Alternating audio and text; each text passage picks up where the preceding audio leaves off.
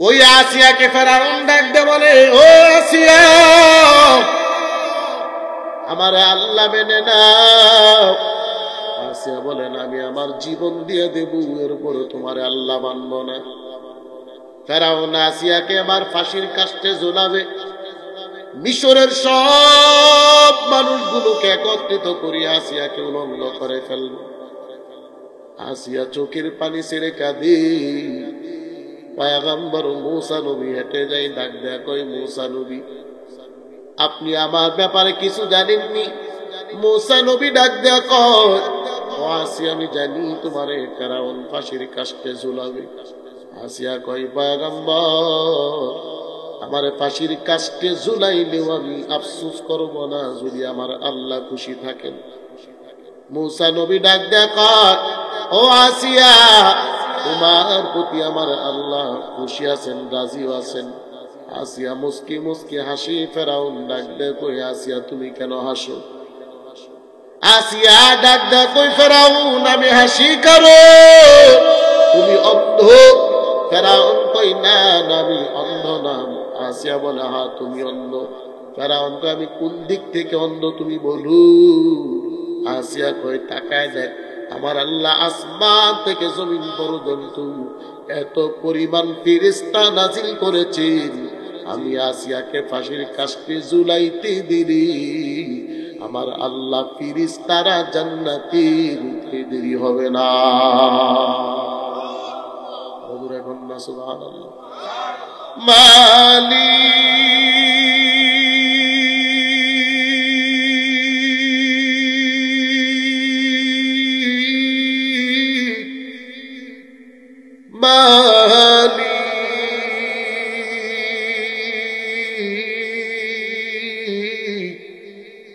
একটি ঘর বানিয়ে দিও,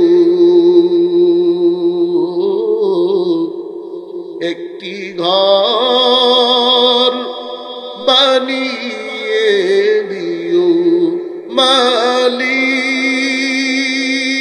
তুমি জান্নাতে তোমার কাছে একটি ঘর বানিয়ে দিও, একটি ঘর বানিয়ে দিও। জবান খুলে বলুন আল্লাহু আকবার। এ মুসলমান, আমরা জান্নাত চাই কি চাই না? নামাজ পড়ে নাকি নামাজ চাই না? বলে শুধুই জুমা নামাজ পড়লে জান্নাতি? বলে না না, প্রত্যেক দিন 5 ওয়াক্ত নামাজ আদায় করা লাগবে। কথা ঠিক কিনা? লাগবে নি? এরপরও দেখবেন আমার কিছু ভাইয়েরা মাজারের মধ্যে মরিদান। মাজারওয়ালারা বলে বাবার কাছে মরিদ হইলে নামাজ রোজা কিছু লাগে না। বলে কি বলে না? পানির নিচে মোমবাতি, বান বাতাসে ধরে না, বাবার কাছে মরিদ হইলে নামাজে রোজা লাগে না। বাবা তোমার দরবারে সব পাগলের খেলা, হরেক রকম পাগল দিয়া মিলাইছো মেলা। বাবা তোমার দরবারে সব পাগলের খেলা। কথা ঠিক কিনা? এ মুসলমান, বাবার মাজারে পাগলের খেলা আছে কি নাই? এ তাকায় দেখতে, বাবার মাজারে কিছু পাগল আছে যাদের চুলগুলো জটলাই গেছে, দেখলে বোঝা যায় সালুয়ার বাড়ির বনের গোলাটা। কথা ঠিক কিনা বলো? এ চুলওয়ালা বাবা, আপনার চুলের অবস্থা কেমন কেন? বলে আমি আল্লাহর সাধনা করি, এই জন্য আমি গোসল দেই না। বলো কতদিন ধরে দেন না? বলো 10 বছর। বিসমিল্লাহির রহমানির রহিম।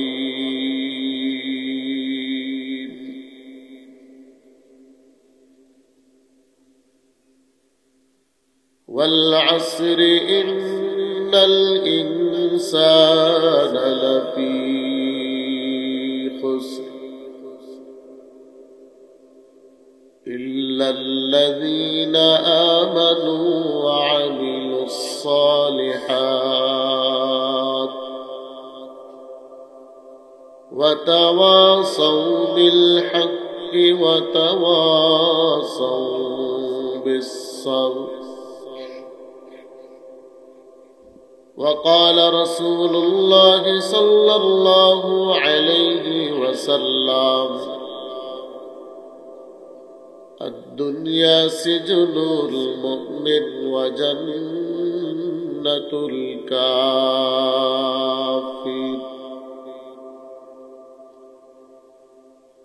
صدق الله مولانا العظيم وصدق رسوله النبي الكريم،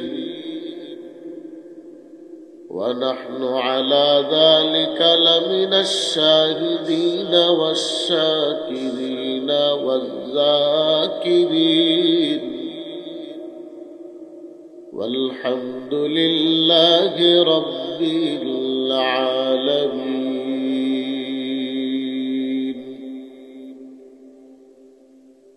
اللهم صل على محمد وعلى آل محمد كما صليت على إبراهيم وعلى آل إبراهيم إنك حميد مجيد. اللهم بارك على محمد وعلى آل محمد كما باركت على إبراهيم وعلى آل إبراهيم إنك حميد مجيد.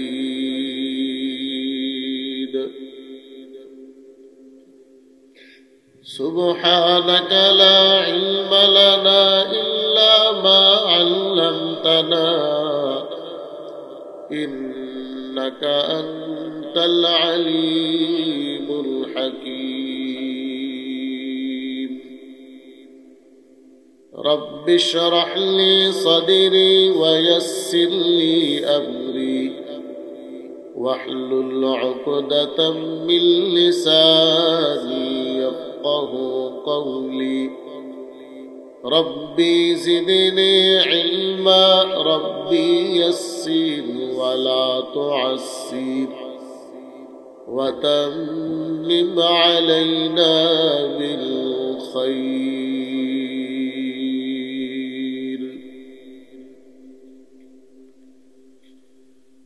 الحمد لمن قدر خيرا وقبلا. الحمد لمن قدر خيرا وقبلا. والشكر لمن صور حسنا وجمالا. والشكر لمن صور حسنا وجمالا. فرد صمد عن صفة الخلق بريء. رب أزلي خلق الخلق كمالا. رب أزلي خلق الخلق كمالا. لا ضد ولا ند ولا هد لمولى. الآن كما كان ولم يلق زوالا. الآن كما كان ولم يلق زوالا. الحمد لله.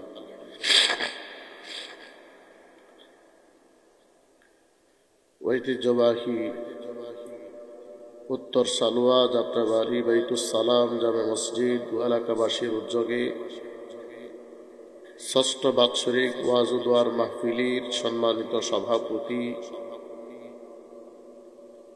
হাফেজ মাওলানা আব্দুল্লাহ সাহেব পেশ ইমাম ডুমরাকান্দা বাজার জামে মসজিদ, সহ সভাপতি হাজী মোহাম্মদ শামসুল হক সাহেব উত্তর সালোয়া। উপস্থিত থাকবেন মোহাম্মদ তমিজউদ্দিন সাহেব উত্তর সালোয়া।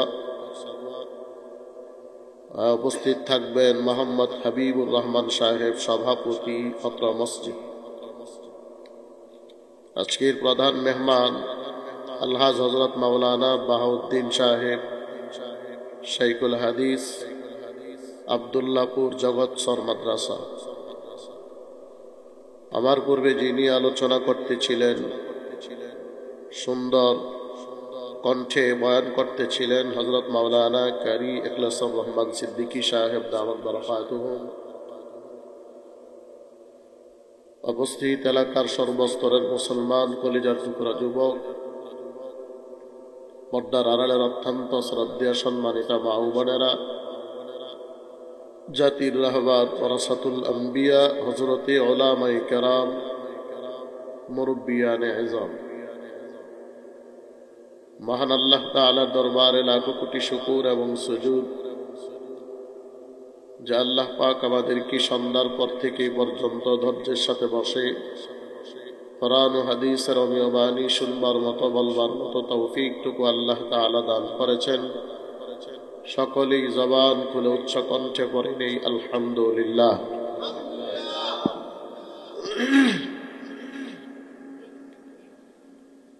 আল্লাহ তাআলার কাছে শুকর যে আল্লাহ আমাদেরকে সুস্থ রেখেছে। আমাদের মতো হাজারো মানুষ আছে যারা অসুস্থ, হাসপাতালে ভর্তি আছেন। আমরা সুস্থ আছি, আল্লাহর কাজ, মাহফিলে এসেছি, এটা আমাদের কপালটা ভালো। আপনাদের এলাকার অনেক মানুষ আছে এখনো বাড়িতে বসা, টেলিভিশনের দোকানে বসা, এখানে আসতে পারে নাই। এর কারণ হলো আল্লাহ তাদেরকে এই দামি মজলিসের জন্য এখনো কবুল করেনি। আমাদেরকে আল্লাহ কবুল করেছেন, এজন্য আমরা এখানে আছি। এটা আমরা খুশি না বেজার? সবাই খুশি? সকলে জবান খুলে আবার করেন আলহামদুলিল্লাহ। সাউন্ড সুন্দর, একটু সাউন্ডটা বাড়ায় এখানে স্পিকার এসে, সাউন্ড সুন্দর। আমি আজকে খুবই অসুস্থ, গত 3 দিন ধরে আমার ঘুম নাই। আজকে জুমার বয়ানে, যখন জুমার বয়ান করি তখনই মাথা চক্কর দিয়ে পড়ে গেছে। আজকে মাহফিল করতে পারবো এমন পরিস্থিতি আমার ছিল না। এরপরও আপনাদের এলাকার এবং আমাদের মসজিদের সম্মানিত খতিব সাহেব যিনি, ওনার ছাত্র আপনাদের এলাকার, উনি খুব আশা নিয়ে দাওয়াত করেছেন, এই জন্য আমি এখানে আছি আপনাদের কাছ থেকে দোয়া নেওয়ার জন্য। তো আপনাদের কাছে দোয়া চাই, যতক্ষণ আল্লাহ আমাকে সুস্থ রাখেন কিছু কথা বলবার চেষ্টা করবো ইনশাআল্লাহ। আল্লাহ যেন এই জবান দিয়ে কিছু ভালো ভালো কথা বের করেন, আপনাদেরকে শোনার তৌফিক দান করেন। সকলে বলেন আমিন। আমি আজকের প্রোগ্রামটা মনে করছি কিশোরগঞ্জ, এখানে আমি জানি না, কিন্তু গত পরশুদিন এখানে বয়ান করলাম দারাকান্দি বাজার পার হয়ে। আমার সাথে ছিলেন তো আব্দুল্লাহ সাহেব, জগৎচর মাদ্রাসার হুজুরও ছিল, বাইজিতপুর মাদ্রাসা আছে নাকি না, কুলিয়ারচর মাদ্রাসা শাইখুল হাদিস সাহেব হুজুর আমার গাড়ি দিয়ে আসছিল, আমার সাথে একসাথেই ছিলাম। কি যেন নাম হুজুরের, মুরব্বী মানুষ না, উনি নাই, কুলিয়ারচর মাদ্রাসা শাইখুল হাদিস এবং মোহতামিম সাহেব হুজুর ছিলেন, উনিও ছিলেন। হ্যাঁ, আব্দুল কাইয়ুম সাহেব হুজুর আমার সাথেই ছিলেন। এই যে আপনাদের বাজার পাড়ে একটা ব্রিজ আছে, ব্রিজটার পরই মাহফিলটা ছিল গত পরশুদিন। হ্যাঁ, মইপুরে মাহফিল ছিল। যাই হোক, আল্লাহ তাআলা আমাদেরকে সুস্থ রেখে কথা বলার জন্য যেন তৌফিক দান করে। দোয়াটা আপনারা করবেন তো ইনশাআল্লাহ? তো আমি আপনাদের সামনে একটা সূরা তিলাওয়াত করেছি, সূরাতুল আসর। খুবই ছোট্ট একটা সূরা, 3 আয়াত বিশিষ্ট সূরা, কিন্তু তার মর্যাদা, তার মর্ম, তার দাম আল্লাহর কাছে অনেক বেশি। কেমন বেশি? আল্লাহ নবীজি বলেন, আল্লাহ যদি 30 পারা কোরআন নাজিল না করে, শুধুই সূরাতুল আসর নাজিল করতেন, আর এই সূরাটার উপর যদি দুনিয়ার মানুষগুলো আমল করে কবর পর্যন্ত যেতে পারেন, আল্লাহর নবী বলেন ইন্তেকাল করতে দেরি, আল্লাহ তাকে জান্নাতের মেহমান বানাইতে দেরি করবেন। সূরাটা ছোট্ট নাকি বড়? সূরাটা বড় নাকি ছোট? 3 আয়াত সূরা, একদমই ছোট, কিন্তু তার মর্যাদা ছোট না বড়? দেখবেন বাজারে আমরা মরিচ কিনি তরকারির জন্য, আমরা যে মরিচ দিয়ে তরকারি পাকাই, মরিচগুলো ছোট না বড়? একটু সাইজে বড়, লম্বা। আরেকটা মরিচ আছে আমরা মাঝে মধ্যে শখের বসে খাই, যেটাকে কামরাঙ্গা মরিচ বলা হয়। এটা দেখতে ছোট না বড়? আপনি কথা বলতে পারবেন আমার সাথে? সবাই তো বোবার মতো বেরিয়েছে। আপনার কিছু হা না না বললো তো আমি বুঝবো না আপনারা আমার বয়ান বুঝতেছেন কিনা। বাজারে ছোট মরিচ আসেনি, এটা জাল বেশি নাকি আমরা যে লম্বা বড় মরিচটা খাই এটা জাল বেশি? ছোটটার জাল বেশি। এটা দেখতে ছোট কিন্তু এটার ঝাল বেশি, এটার গুণ অনেক বেশি। তো সূরাতুল আসর সূরাটা ছোট কিন্তু তার মর্যাদা অনেক বেশি।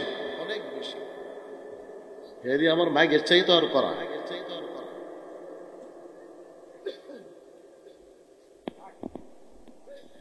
তো এই সূরাটার উপরে মরণ পর্যন্ত আল্লাহ আমাদেরকে আমল করার তৌফিক দান করে, বলেন আমিন। আর জোরা বলেন আমিন। আল্লাহ সূরার শুরুতেই কসম খাইছেন। কি খাইছেন? কসম খাইছেন। আচ্ছা বলেন তো, আল্লাহ যে কথাগুলো বলে, কথাগুলো সত্য নাকি মিথ্যা? পিছনে তারা বলে না, নাকি আল্লাহর কথা বিশ্বাস করতে গেলে কসম খাওয়ার প্রয়োজন আছে? আল্লাহ যা বলবেন সব সত্য কথা, কিন্তু আল্লাহ কসম খাইলেন কেন? কথা সত্য কিন্তু কসম খাইলেন কেন?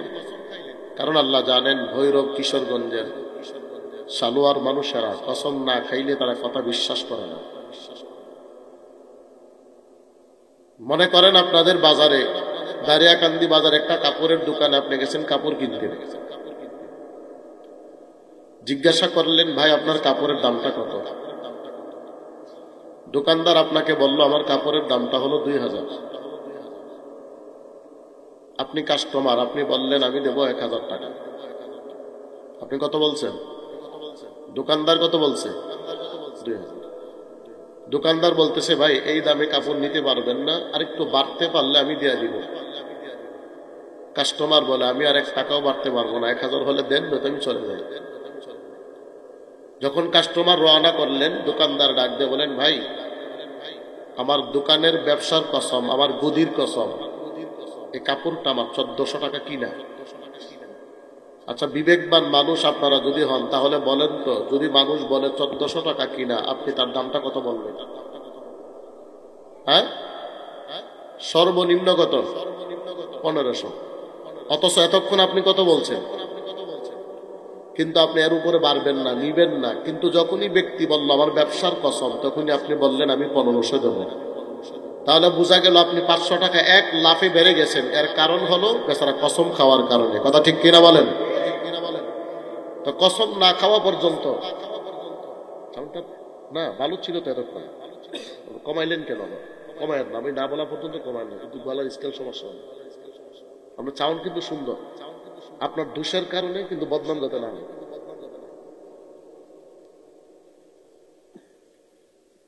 তো বেচারা কসম খাওয়ার কারণে আপনি 500 টাকা বাড়লেন, এর মানে কসমের দাম আছে কি নাই?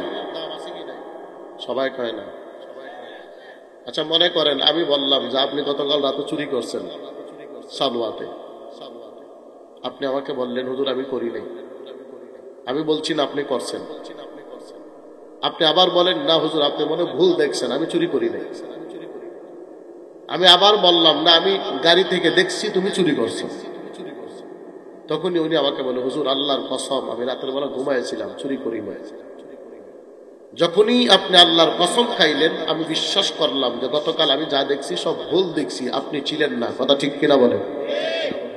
কসম খাওয়ার কারণে আপনার কথাটার সত্যতা বেড়ে গেল, আর আবার কথাটা সত্যটা মিথ্যা হয়ে গেল। এজন্য মানুষকে কসম খাইলে কথা বিশ্বাস করে বেশি। এজন্য আল্লাহ বলেন ওয়াল আসর, সময়ের কসম, দিবসের কসম।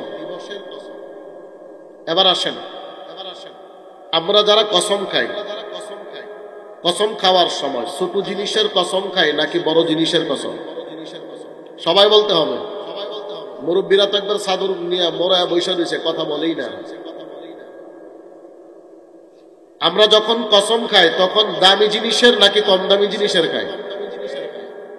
আপনাদের সালুয়াতে কেউ কোনোদিন এই পর্যন্ত কসম খাইছেননি যে হুজুর আমার জুতার কসম আমি চুরি করি নাই? কেউ বলছেন জীবনে যে আমার জুতার কসম আমি এই কাজটা করি নাই, আমি ওই জায়গায় যাই নাই? বলে আমার বাড়ির বাথরুমের কসম আমি রাতের বেলা কোথাও যাই নাই? কেউ বলে না। বলে কি? আল্লাহর কসম, মা বাবার কসম, সন্তানের কসম, বিবিরে বেশি মহাব্বত করলে বিবির কসম। তাহলে বলেন তো যারা বলল আল্লাহর কসম তার কাছে আল্লাহ দামি নাকি কম দামি? আরো জোরে বলেন দামি। যারা বলল মা বাবার কসম, প্রত্যেকটা সন্তানের কাছে মা বাবা দামি নাকি কম দামি? দামি। এজন্য পৃথিবীর প্রত্যেকটা মানুষ কসম খায় দামি জিনিসের, কম দামি জিনিসের কসম কেউ করে না। তদরূপ আল্লাহ যেহেতু বলছেন ওয়াল আসর, সময়ের কসম, বোঝা গেল প্রত্যেকটা মানুষের জন্য সময়টা দামি নাকি কম দামি? আরো জোরে বলেন দামি। কারণ কম দামি জিনিসের কসম আমরা কেউ করি না, তাহলে আল্লাহ কি কম দামি জিনিসের কসম খাইবে? হ্যাঁ, দাঁত বাই করে আসে কিন্তু আওয়াজ দেয় না। আচ্ছা বলেন এখানে যারা আছেন অনেকের বয়স 20 বছর, 40, 50, 60, 70, সবার তো একটা করে বাড়ি আছে, আছে কি নাই? হয়তো অনেকে লক্ষ টাকার মালিক, অনেকে কোটি টাকার মালিক, অনেকে রিক্সা চালায়। রিক্সা চালানোওয়ালাও বাড়ি আছে, কোটি টাকার মালিকেরও বাড়ি আছে, আছে কি নাই? আপনারা আগামীকাল বাড়িটা বিক্রি করে বলবেন আমার বয়সটা 40, আল্লাহরে কইবেন আল্লাহ আমার বাড়িটা নিয়ে নাও, আমার বয়সটা 10 নিয়ে নাও। সম্ভব? বোঝা গেল আপনার বয়সটাকে আল্লাহ একটা পুঁজি দিয়েছেন। কি দিয়েছেন? মনে করেন আপনার বয়সটা 50 বছর আল্লাহ দিয়েছেন, আপনার মোট ব্যালেন্স কত? সবাই আওয়াজ দিয়ে বলেন কত? 50। এখন আপনার বর্তমান বয়স চলতেছে 30, বাকি আছে কত? 20 বাকি আছে আরো। তাহলে বোঝা গেল আপনি দুনিয়া থেকে 30 বছর আগায় গেছেন, দুনিয়া আপনার থেকে 30 বছর পিছনে চলে গেছে, কবর আপনার থেকে 20 বছর সামনে আছে। আপনি প্রতি সেকেন্ডে সেকেন্ডে কবরের দিকে আগাচ্ছেন, দুনিয়া আপনার থেকে পিছনে চলে যাচ্ছে, দূরে চলে যাচ্ছে। একটা সময় আপনি তাকায় দেখবেন 50 বছর পূর্ণ হলো।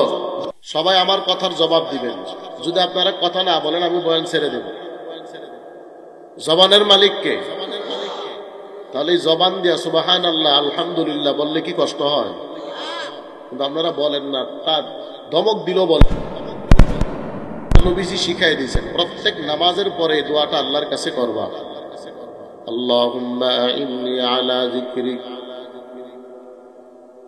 ওয়া শুকরিকা ওয়া হুসনি ইবাদাতিক। কি করে বলো? বৃষ্টি ভেঙে হলেন। আল্লাহর নবীজি জানায় দেন, এরে উম্মতের দল ভালো করে শুনিয়া নাও, আল্লাহর কাছে দোয়া করা, আল্লাহ আমাকে বেশি বেশি করে জিকির করার তৌফিক দান করিয়া দাও। এই যে মাঝে মধ্যে সুবহানাল্লাহ আলহামদুলিল্লাহ বলা লাগে, বলেন তো সুবহানাল্লাহ জিকির কিনা? জোরে বলেন। সুবহানাল্লাহ একটা জিকির, আলহামদুলিল্লাহ হলো আরেকটা জিকির। যারা মাঝে মধ্যে সুবহানাল্লাহ আলহামদুলিল্লাহ বলবেন, বোঝা গেল আল্লাহর কাছে দোয়া করেছেন, আল্লাহ আপনার দোয়াটাকে কবুল করিয়ে আপনাকে সুবহানাল্লাহ বলার মতো তৌফিক দান করেছেন। চিল্লায় বলেন সুবহানাল্লাহ। আমার নবী জানায় দেন, এর উম্মতের দল ভালো করে শুনো, আল্লাহর কাছে দোয়া করো, ওয়া শুকুরিকা ওয়া হুসনি ইবাদাতিক, আল্লাহ আমাকে বেশি বেশি করার, যে শুকর আদায় করার তৌফিক দান করিয়া দাও। এর সানুয়ার মুসলমান ও কলিজার টুকরা যুবক, বলো তো আমাদেরকে দুইটা হাত দিয়েছেন কে? আরো জোরে বলেন। দুইটা চোখ দিয়েছেন কে? আমাদেরকে জবান দিয়েছেন কে? দুইটা পা দিয়েছেন কে? বিনিময়ে আমরা আল্লাহকে কত টাকা দিলাম বলে দেই নাই। এ মুসলমান, আমরা কোন দিন আল্লাহর কাছে দরখাস্ত করি না, আল্লাহ আমাকে তুমি মানুষ বানায় দাও। আল্লাহ যদি চাইতেন আমাকে আপনাকে কুকুর বানাইতে পারতেন, আল্লাহ যদি চাইতেন আমাকে আপনাকে গরু বানাইতে পারতেন, ছাগলও বানাইতে পারতেন। কিন্তু আল্লাহ আমাকে কুকুরও বানাই নাই, গরুও বানাই নাই, ছাগলও বানাই নাই, বানাইছেন আল্লাহ মানুষ। এ জানোয়ার মুসলমান, শুধুই মানুষ বানাই না রে মুমিন। মানুষের মধ্যে অনেক প্রকার আছে। এক প্রকার হলো হিন্দু, আর এক প্রকার হলো খ্রিস্টান, আর এক প্রকার হলো বুদ্ধ, আরেক প্রকার মানুষ হলো নাসারা। বিভিন্ন ধর্মের মানুষ আছে। আল্লাহ আমারে শুধু মানুষ করে বানাই নাই, আল্লাহ মানুষের মধ্যে সবচাইতে দামি মানুষ ইমানদার করে আল্লাহ বানাইছেন। চিল্লায় বলেন সুবহানাল্লাহ। এ মুসলমান, ইমানদারের মধ্যে আবার কোয়ালিটি আছে। বলে কোন কোয়ালিটি? বলো। বলে আমাকে আদম নবীর উম্মত বানাই নাই, ইব্রাহিম নবীর উম্মত বানাই নাই। আমার আল্লাহ মুসা নবীর উম্মত বানাই নাই, নূহ নবীর উম্মত বানাই নাই। আমার আল্লাহ এমন একজন নবীর উম্মত বানাইছে, যেই নবীর চাইতে দামি কোন নবী জমিনের মধ্যে আল্লাহ বানাই নাই। কথা ঠিক কিনা?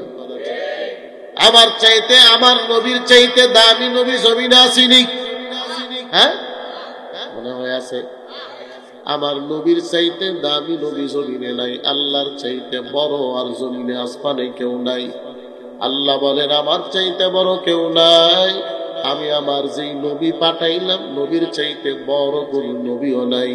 নবীর উপর যেই কোরআন আমি আল্লাহ পাঠাইলাম, ওই কোরআনের চাইতে বড় কোন কিতাব আমি আল্লাহ জমিনে দেই নাই।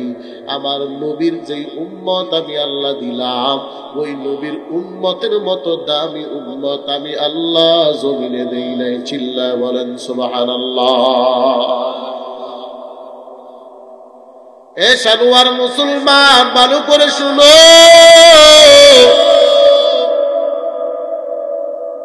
আমাদেরকে আল্লাহ বড় দামি করে বানাইছেন। কেমন দামি জানো? আল্লাহ বলেন আমার নবীর উম্মত যতক্ষণ জান্নাতে ঢুকবে না, ততক্ষণ আদম নবীর উম্মত জান্নাতে ঢুকবে না, ইব্রাহিম নবীর উম্মতও ঢুকবে না। ১৬ লক্ষ পয়গম্বরের কোন উম্মত আমার নবীর উম্মতের আগে জান্নাতে ঢুকতে পারবে না। চিল্লায় বলেন সুবহানাল্লাহ। তাহলে আবার বলেন আমরা দামি নাকি কম দামি? আরো জোরে বলেন। আমার আল্লাহ বলেন ওয়াল আসর, সময়ের কসম, ইন্নাল ইনসানা লাফি খুসর। আল্লাহ বলেন নিশ্চয় দুনিয়ার সব মানুষগুলো ক্ষতিগ্রস্ত, জাহান্নামের দিকে আছে। বলে কারা কারা? বলে সানুয়ার মুসলমান জাহান্নামী। বলে না না, দুনিয়া সৃষ্টির পর থেকে কিয়ামত পর্যন্ত যারা জমিনে আসবে, আল্লাহ বলেন সব মানুষগুলো জাহান্নামের দিকে আছে, ধ্বংসের দিকে আছে। ইল্লাল্লাযীনা, আল্লাহ বলেন তবে 4 শ্রেণীর মানুষ ছাড়া সবাই জাহান্নামী। 1 নাম্বার যারা হলো আমানু, যারা ইমানদার, আল্লাহ বলেন তারা হলো জান্নাতি, আর বাকি সবগুলো হলো জাহান্নামী। চিল্লায় বলেন সুবহানাল্লাহ। বলেন তো আমরা যারা এখানে বসা, আমরা ইমানদার জান্নাতি নাকি জাহান্নামী? হ্যাঁ, আওয়াজে বোঝা যায় জান্নাতি হব না। আল্লাহ বলেন দুনিয়ার সব মানুষগুলো জাহান্নামী, 4 শ্রেণীর মানুষ ছাড়া। ওই শ্রেণীর মানুষ 1 নম্বরে যারা ইমানদার তারা জান্নাতি। এবার বলেন যারা ময়দানে বসা, আমরা ইমানদার নাকি আমরা বেঈমান? আমরা যদি ইমানদার হয় আমার আল্লাহর ভাষায় আমরা জাহান্নামী নাকি জান্নাতি? পুরো জান্নাতি। মুসলমান শুধু জান্নাতি দাবি করলে হবে না, ইমানদার কালিমা পড়ছো, কালেমা পড়লে জান্নাতি তবে হা, কিন্তু কালেমা পড়ার পরে যারা গুনার কাজ করলো তারা বিনা হিসাবে জান্নাতি না, তার আগে জাহান্নামের শাস্তি ভোগ করতে হবে, এরপরে তারা জান্নাতি। কিন্তু যারা ইমানদার, ঈমান আনার পর গুনাহ করে না, আল্লাহর হুকুম মানে নবীর তরিকা মানে, তারা বিনা হিসাবে জান্নাতি। আমার নবী আবু বকরকে ডাক দিয়ে বলেন, আবু বকর, আমি নবী আপনাকে কালিমার দাওয়াত দিলাম, আপনি কালিমা পড়ে নেন। আবু বকর নবীকে বলে, ও নবী আমার, বহুদিন ধরে আপনার সাথে আমার ভালোবাসার সম্পর্ক, বন্ধুত্ব, আজকে পর্যন্ত আমি আবু বকর আপনাকে কোনোদিন দেখি না। আপনি আবু বকর কোনো মিথ্যা কথা বলেছেন, আপনি নবী কোনোদিন কাউকে গালি দিয়েছেন, আপনি নবীকে কোনোদিন আমি ঝগড়া করতে দেখি নাই, আপনি নবীর মতো ভালো মানুষ জমিনে দ্বিতীয় আর কেউ নাই। ও নবী, আপনি কালিমার দাওয়াত দিয়েছেন, আমি আবু বকর কোনো সন্দেহ করলাম না, আমাকে কালেমা পড়াইয়া মুসলমান বানায়া দে। আর জোরে কন্যা সুবহানাল্লাহ। এবার নবী ডাক দে বলে, আবু বকর আপনি কালিমা পড়লেন, আবার কালিমার জন্য আপনাকে একটু সময় দেওয়া লাগবে। আবু বকর বলে, নবী আমার, আমি আমার 24 ঘন্টা সময়টাকে 4টা ভাগ করে আমি আবু বকর কালিমার জন্য 1টা ভাগ সময় দিয়ে দিলাম। আবু বকর এবার কালিমার দাওয়াত দেয়, মানুষের বাড়ি বাড়ি বাড়ি বাড়ি রাস্তাঘাটে আবু বকর এবার সবাইকে কালিমার দাওয়াত দেয়। মক্কার বাজারে আবু বকরের বড় একটা কাপড়ের দোকান, দোকানটা মাঝে মধ্যে বন্ধ থাকে, কারণ আবু বকর কালিমার দাওয়াতে যায়, দোকানটা বন্ধ। আশেপাশের দোকানদার যারা, সব দোকানদারেরা কয়, এরে আবু বকর, তুমি তোমার ব্যবসাটাকে ধ্বংস করে দিলা, জীবনটাকে ধ্বংস করে দিলা। আবু বকর বলে, কিভাবে ধ্বংস? বলে, মুহাম্মদের পিছনে তুমি ঘুরে ঘুরে কালিমার দাওয়াত দাও, আবু বকর তোমার জীবনটা ধ্বংস হয়ে গেছে। আবু বকর আমার নবীকে বলি, নবী আমার, আমার বন্ধুরা সবাই বলে আমি আবু বকর নাকি ধ্বংস, আমি আবু বকরের ব্যবসা নাকি ধ্বংস, নবী আপনি জানায় দেন। আমার নবী বলেন, আবু বকর, আমার আল্লাহ বলেছেন, ইন্নাল ইনসানা লাফি খুসর, দুনিয়ার সব মানুষগুলো জাহান্নামে ক্ষতিগ্রস্ত, তবে যারা ইমানদার তারা ধ্বংস না, ক্ষতিগ্রস্ত না, তারা জান্নাতি। ও আবু বকর, আপনি কালেমা পড়েছেন, আপনি ঈমান আনার কারণে আপনি জান্নাতি। আপনাকে যারা বলে আপনি ধ্বংস, আপনি শুনিয়া নেন তারা জাহান্নামে, তারা ধ্বংস। আপনি আবু বকর হলেন সফল কাম জান্নাতি। চিল্লায় বলেন সুবহানাল্লাহ।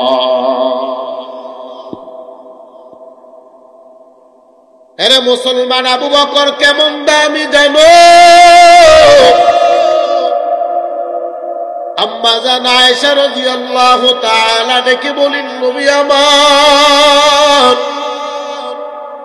আকাশের মধ্যে অগণিত তারকা দেখা যায়, নবী আপনি তারকাগুলো গণনা করেন।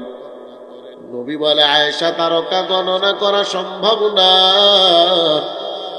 কারণ এখানে অগণিত অসংখ্য তারকা আছে, এতগুলো তারকা গণনা করা সম্ভব না।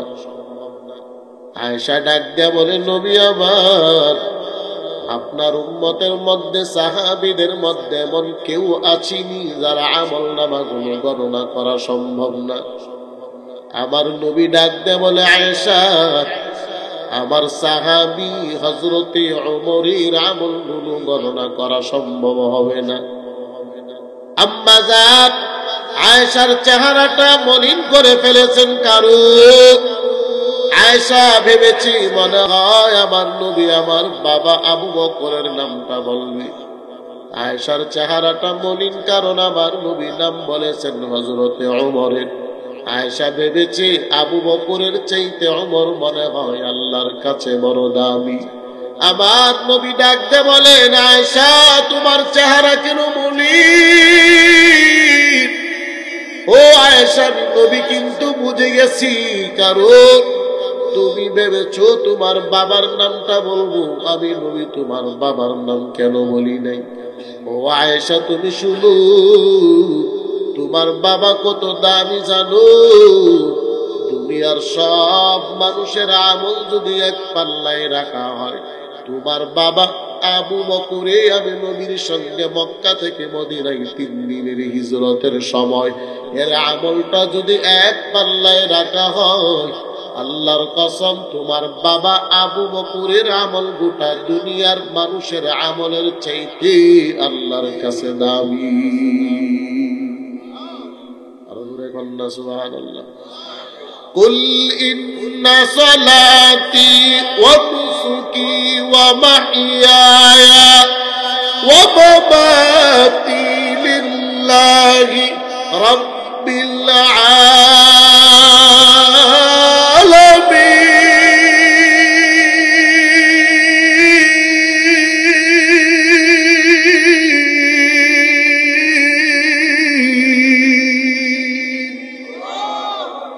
কালাম জিন্দা কুরআনে হাকিম হিকমতে উলা ইয়াজালতু কদিম সাইয়্যিদুল কওনাইন খাতমুল মুরসালিন আখিরা মদবুদ ফখরুল আউয়ালিন শুদ্ধ ওয়াজুদাস রাহমাতাল লিল আলামিন মসজিদে উশুদ হামারা ই জমিন। এ মুসলমান, আবু বকর দামি নাকি কম দামি? আর জোরে বলেন, এ কেমন দামি জানো? আমার নবীজি আবু বকরকে ডাক দিয়ে বলেন, আবু বকর, আপনি রেডি থাকবেন, আমি নবী মক্কা থেকে মদিনায় হিজরত করব। আল্লাহ যেদিন আমাকে আদেশ করবে আপনি আমার সফর সঙ্গী হবেন। আমার নবী আবু বকরকে কথা বলে সাহাবায়ে কেরামকে বললেন, ও সাহাবায়ে কেরাম, আপনারা একে একে সবাই মদিনার দিকে চলে যান। আমি নবী যেই কোনো দিন মক্কা থেকে মদিনায় হিজরত করব আল্লাহর আদেশ পাওয়ার পর।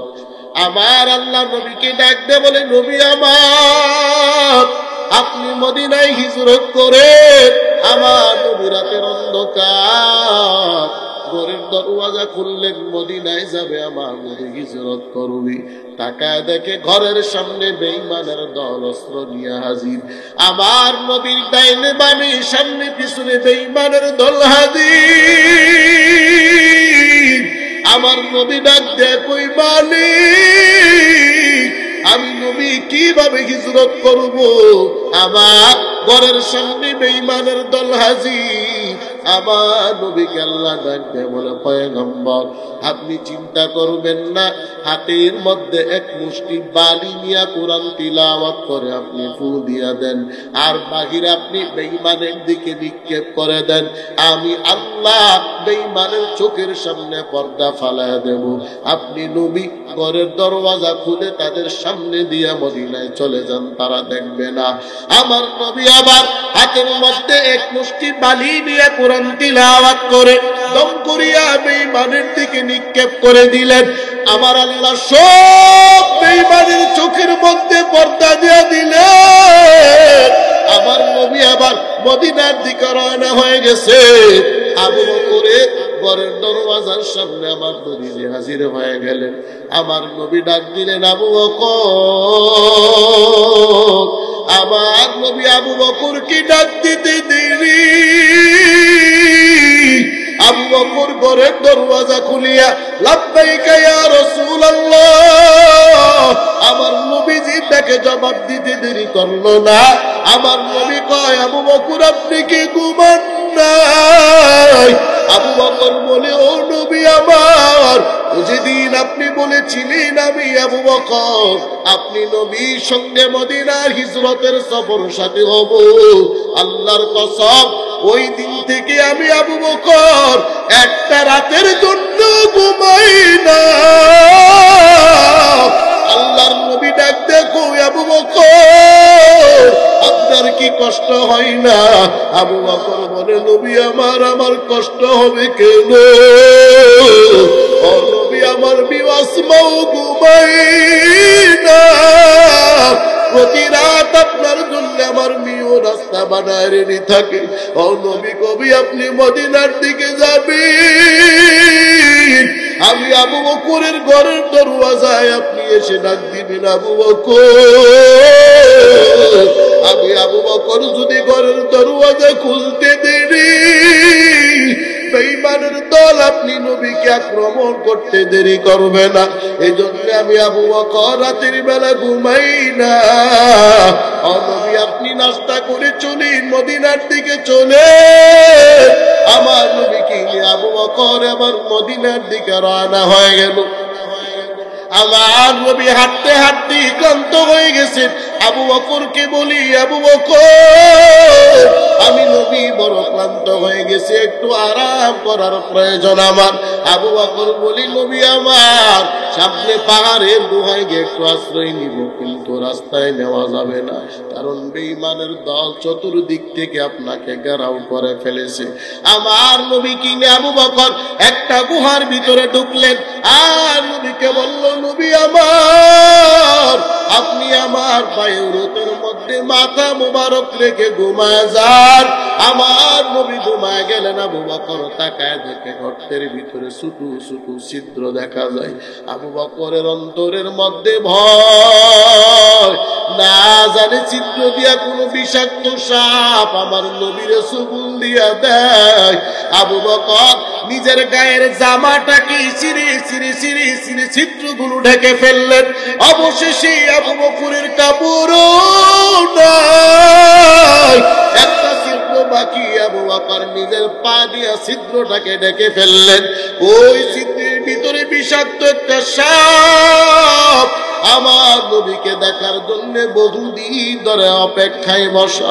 সাপ ডাক দেয়া বলি, আবু বকর আপনি আমাকে বারবার আমাকে আপনি বাধা দেন, আমি আবার নবীজির চেহারা দেখতে চাই, নবীকে দেখতে চাই। এরে আবু বকর আপনার পাটা সরায় নেন। আবু বকর ছিদ্রের মধ্যে পা দিয়ে বসা, যেন আমার নবীকে কেউ ক্ষতি করতে না পারে। সাপ আমার নবীকে দেখার জন্য আবু বকরের পায়ের মধ্যে সুবুল দিয়ে দিল। আবু বকর কান্না করে, কিন্তু কিন্তু আবু বকর কান্নার কোনো আওয়াজ নাই। আবু বকর আওয়াজ করে না, কারণ আমার নবীজি ঘুমায়। আবু বকর চোখের পানি ছেড়ে কাঁদি। আবু বকরের চোখের পানি আমার নবীর চেহারায় পড়ে গেল। আমার নবীর ঘুম ভেঙে গেছি। নবীজি ডাক দিয়ে বলে, আবু বকর আপনি কেন কাঁদেন? মনে হয় আপনার বাড়ির কথা মনে পড়ে গেছে। আবু বকর বলে, নবী না না, আমার বাড়ির কথা মনে পড়ে না। তাহলে আপনি কেন কাঁদেন? মনে হয় আপনার মেয়েদের কথা মনে পড়েছে। আবু বকর বলে, নবী না না, আমার মেয়েদের কথাও মনে পড়ে নাই। আমার নবী বলেন, আবু বকর তাহলে আপনি কেন কাঁদেন? আবু বকর বলে, নবী আমার পায়ের মধ্যে বিষাক্ত একটা সাপ আমাকে চুবুন দিয়া দিছে, এই জন্য আমি আবু বকরের গোটা দেখে বিষ ছড়ায় গেছে, আমি ব্যথার কারণে কান্না করি। আমার নবী বলেন, আবু বকর আপনি কেন আমারে জাগান নাই? আবু বকর বলে, নবী আমার এটা তো সাধারণ একটা কষ্ট, আমি আবু বকর যদি আপনার জন্য জীবন দিতে পারে আমি সফল কাম হব। নবী বলেন, আবু বকর আপনার পাটা আমার দিকে দেন। আমার নবী আবার আবু বকরের পায়ের মধ্যে একটু লালা মোবারক লাগাই দিলেন। লাগাইতে দেরি আবু বকরের বিষ আমার আল্লাহ ধ্বংস করিয়া আবু বকরকে সুস্থ বানাইতে দেরি করেন না। আরো জোরে বলেন না সুবহানাল্লাহ। ওয়ামা আরসালনাকা ইল্লা রাহমাতাল লিল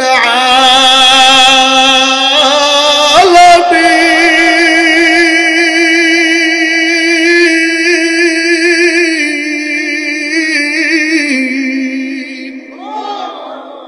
আল্লাহ পাক বলেন, আমি আমার নবীকে জমিনে সব মাখলুকাতের জন্য আমি আল্লাহ রহমত স্বরূপ বানাইলাম। বলে শুধুই কি মানুষের জন্য রহমত? বলে না না, আমার নবী মানুষের জন্য শুধু রহমত না, আমার নবী গোটা দুনিয়ার সব মাখলুকের জন্য আমার নবীর রহমত। চিল্লায় বলেন সুবহানাল্লাহ। এ মুসলমান, নবীজি শুধু মানুষের জন্য রহমত নাকি গোটা মাখলুকের জন্য রহমত? হ্যাঁ, আমার কথা বুঝেননি আপনারা? বোঝা যাচ্ছে আপনারা কথা বুঝেন না, সবাই বোবার মতো বয়ে রয়েছে, আমার কিছু লাগবে। এ মুসলমান, আবু বকর দামি নাকি কম দামি? হ্যাঁ, বলে আমগো চেয়ারম্যানের মতো দামি, হ্যাঁ আমগো এমপির মতো দামি। আবু বকর কেমন দামি জানো? আমার নবী বলে, আমার আল্লাহর জন্য আদম নবী পাগল, মূসা নবী পাগল, ইব্রাহিম নবী পাগল।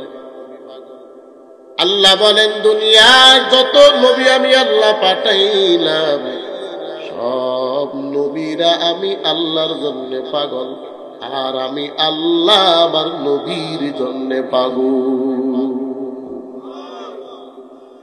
নবী বলেন, দুনিয়ার যত মানুষ আছে সব মানুষ জান্নাতের জন্য পাগল।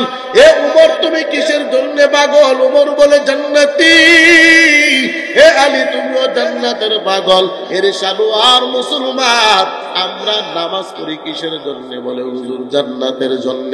দুনিয়ার সব মানুষগুলো জান্নাতের পাগল, আর হাসরের ময়দানে জান্নাতের 8টা দরওয়াজা আমার সাহাবী আবু বকরের জন্য থাকবে পাগল। জান্নাতের 8টা দরওয়াজায় আবু বকরের জন্য পাগল থাকবে। আল্লাহর নবী বলেন, উম্মতের মধ্যে সবচেয়ে দামি মানুষ হলো হযরত আবু বকর, আর নবীদের মধ্যে সবচেয়ে দামি নবী হলাম আমি মুহাম্মদুর রাসূলুল্লাহ সাল্লাল্লাহু আলাইহি ওয়াসাল্লাম। চিল্লায়া বলেন আল্লাহু আকবার। সন্দেহ আসেনি? আরো জোরে বলেন। ওই মদিনা সবুজ গম্বুজেও আমার নবীর ডান পাশে আবু বকর শুয়ে আছেন। 2টা বন্ধুরে নিয়ে আমার নবী ঘুমায় আছেন, বাম পাশে ওমর, ডান পাশে আবু বকর। যেই দুইটা বন্ধুরে নিয়ে আমার নবী কালিমার দাওয়াত দিতেন, ওই দুই বন্ধুরে নিয়ে আমার নবী রওজার মধ্যে আছেন। হাসুরের ময়দানও দুইটা বন্ধুরে নিয়ে নবী দাঁড়াইবেন। চিল্লায় বলেন সুবহানাল্লাহ। ওই নবীজির রওজায় যাইতে রাজি আছি তো সবাই। কারা কারা যাবেন একটু হাত উঠান তো দেখি। সবাই যাবেন? অনেকে হাত উঠাইছে না এখন, মানে হজ করতো না, মদিনায় যাইতো না, নিয়ত পাক্কা নিয়ত। আল্লাহ কবুল করে বলে না আমি। মনে বড় আশা ছিল যাব মদিনা। কথা ঠিক কিনা? আপনারা আমার সাথে আওয়াজ দিতে পারবেন? পারবেন না মনে হয় সবাই। আমি কিন্তু অসুস্থ, এরপরও আমি খুব জোর দিয়ে বয়ান করতেছি, কিন্তু আপনারা যদি আওয়াজ না দেন তাহলে ভালো লাগবে না। আপনারা কি আওয়াজ দিবেন সবাই? মনে বড় আশা ছিল যাব মদিনা। সালাম আমি করব গিয়ে, সালাম আমি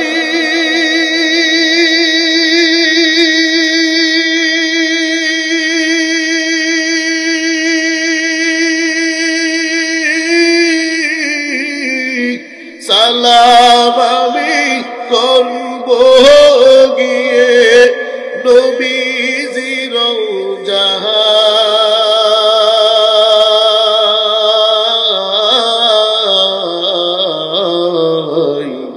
মনে বড়, সবাই জবান খুলে বলবেন সবাই।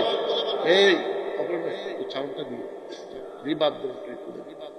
মনে বড় আশা ছিল, ঠিক আছে, আরো সাগর পাহাড়ি দেব নেই কুয়া মার তোরি।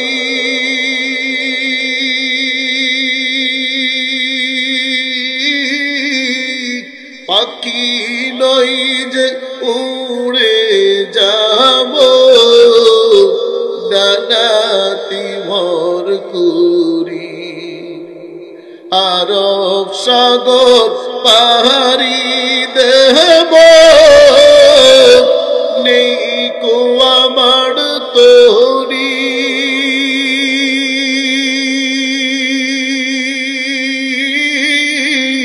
পাখি নই যে উড়ে যাব ডানাতি ভর করি।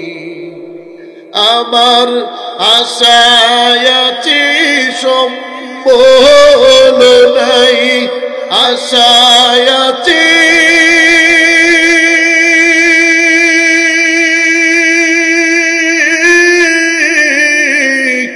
আশায় আছে সম্বল নাই, করি কি উপায়।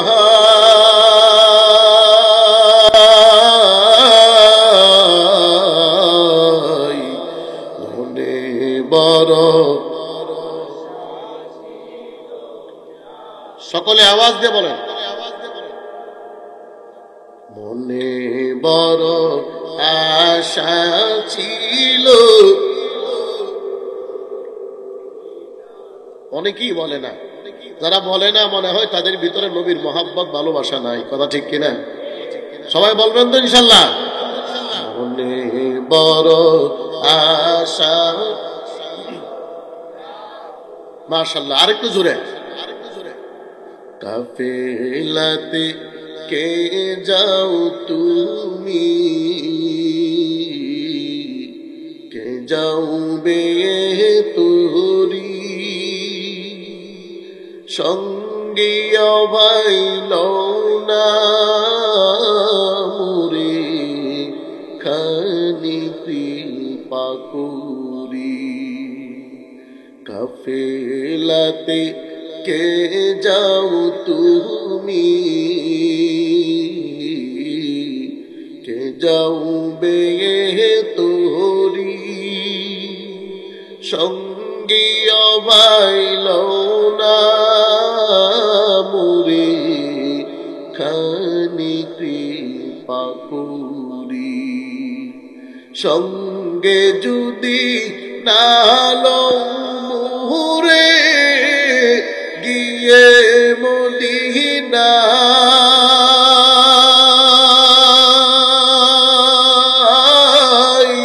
এই গরিবের সালাম দিও নবীজি রওজায়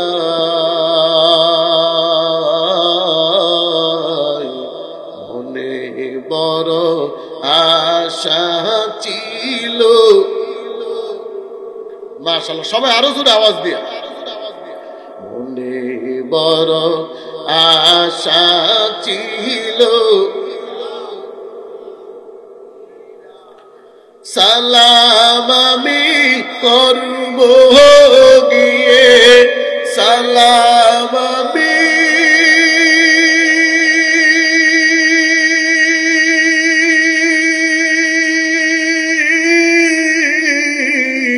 সালাম আমি করব গিয়ে নবীজির রওজায়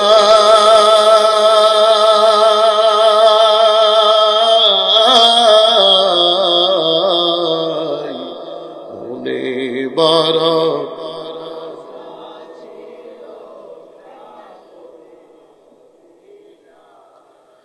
মনে বড় আশা ছিল সকলে জবান খুলে বলেন আলহামদুলিল্লাহ আর জোরে আওয়াজ দিয়ে বলেন আল্লাহু আকবার খারাপ লাগছে হ্যাঁ আমরা এই ডুল তবলা দিয়ে গান গাইছি গিটার দিয়েছি আমরা এরপরও তো ভালো লাগে কিন্তু আমগো যুবকরা গান শোনার জন্য পাগল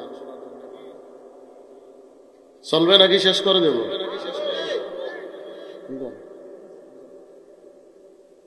মুসলমান ইমানদার আল্লাহ বলেন ইল্লাল্লাযীনা আমানু যারা ইমানদার তারা জান্নাতি কথা ঠিক কিনা নাকি জাহান্নামী হ্যাঁ জাহান্নামীও বলে ঠিক ইল্লাল্লাযীনা আমানু যারা ইমানদার তারা জান্নাতি মুসলমান আমরা তো উত্তরাধিকারী সত্ত্বে মুসলমান হয়ে গেছি ইমানদার হয়ে গেছি বলে কেমনে হুজুর বলে আপনার বাবা মুসলমান আমার বাবা মুসলমান মা মুসলমান মা আপনারও মা মুসলমান আপনি হিন্দু হতে পারবেন না সম্ভব না এজন্য মুসলমান হয়েছেন তো কপাল ভালো আল্লাহ আমগরে হিন্দুর ঘরে না দিয়ে মুসলমানের ঘরে দিছেন কথা ঠিক কিনা যদি কোনো সন্তানের মা হিন্দু বাবা হিন্দু সন্তান মুসলমান বুঝতে হবে সে কালিমার মর্ম বুঝে কালিমা গ্রহণ করেছে মা বাবার ধর্ম পিছনে পালাইছে আমরা তো মুসলমানের ঘরে জন্ম হিন্দু হওয়া সম্ভব না খ্রিস্টান হওয়াও সম্ভব না এজন্য আমরা মুসলমান তবে মুসলমান ভাই আমরা তো কালিমার জন্য জীবন দেই নাই কালিমার জন্য রক্ত দেই নাই যারা ইসলাম প্রতিষ্ঠা করেছেন কালিমার জন্য তারা জীবনও দিয়েছেন রক্তও দিয়েছেন কথা ঠিক কিনা বর্তমানে আমার দাওয়াতে তাবলীগের সাথী ভাইরা গত পরশুদিন আমাদের টঙ্গীর ময়দানে রক্ত দিয়েছে বাতিল সাত গ্রুপের কাছে সাত বাহিনীর কাছে কথা ঠিক কিনা হ্যাঁ মুসলমান ভালো করে শুনো আমার নবী বলেন বাল্লিগু আন্নি ওয়ালাউ আয়া তুমি যা জানো তা অজানলেওয়ালা মানুষকে জানায় দেওয়ার নাম হলো তাবলীগ এই রে সাত বাহিনীর ভাইরা ভালো করে শুনো আম্মা জান আয়েশাকে আমার নবীজি ডাক দেয়া বলে আয়েশা আজকে তুমি যা চাইবা আমি নবী তোমারে তা দিতেই আমি রাজি আছি তুমি বলো কি চাইবা আম্মা জান আয়েশা বলে নবী আমার আমি আপনাকে পরে জানাবো পরামর্শ করে নবী বলে ঠিক আছে তুমি যে কোনো কারো সঙ্গে পরামর্শ করে আমি নবীরে জানাই দেব তুমি কি চাও, তবে একটা কথা মনে রাখবা, তুমি যা চাইবা আমি নবী কিন্তু তাই তোমাকে দেব। চিল্লায় বলেন সুবহানাল্লাহ। আম্মা জান আয়েশা আবার আবু বকরের কাছে গেলেন, বাবা আমার নবী আমাকে বলছেন আজকে যা চাইব আমার নবী তাই দিবেন, আপনি বলে দেন আমি আমার নবীর কাছে কি চাইতে পারি। আবু বকর ডাক দে বলো, আয়েশা নবীর কাছে একটা জিনিস চাইবা, জিনিসটা হলো নবীকে জিজ্ঞাসা করবা মেরাজের সময় আমার নবী আল্লাহর সঙ্গে 27 বছর সময় কাটাইছে, এর মধ্যে এমন কোন কথা আমার নবীর কাছে আসেনি যে কথাটা নবী উম্মতকে এখনো বলে নাই।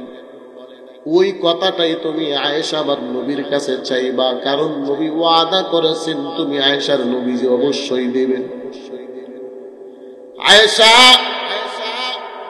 এবার নবীজির কাছে গেলেন আর বলল, নবী আমার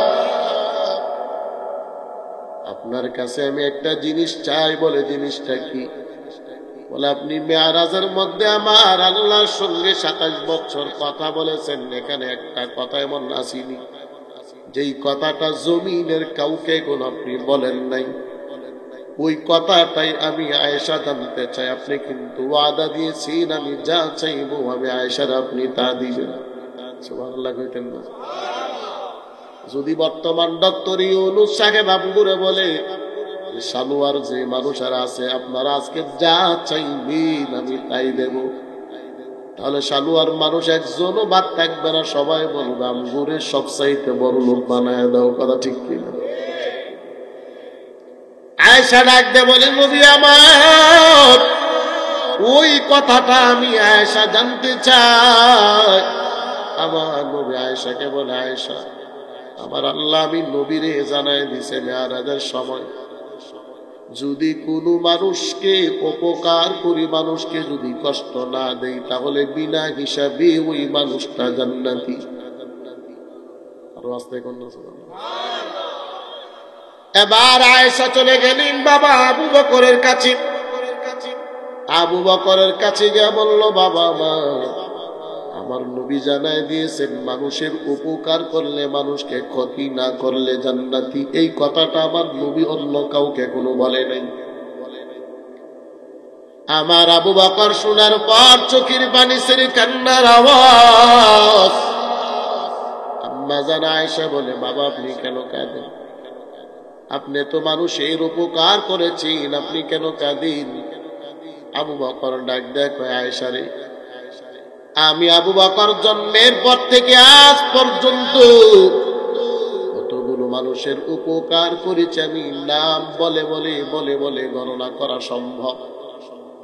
আমার নবী বলেছেন উপকার করলে মানুষের ক্ষতি না করলে জান্নাতি, তবে এটার উল্টা একটা পাঠও আছে, মানুষের ক্ষতি করলে মানুষকে কষ্ট দিলে আবার জাহান্নামী। আম্মা জান আয়েশা বলে, আপনি কেন কাঁদেন?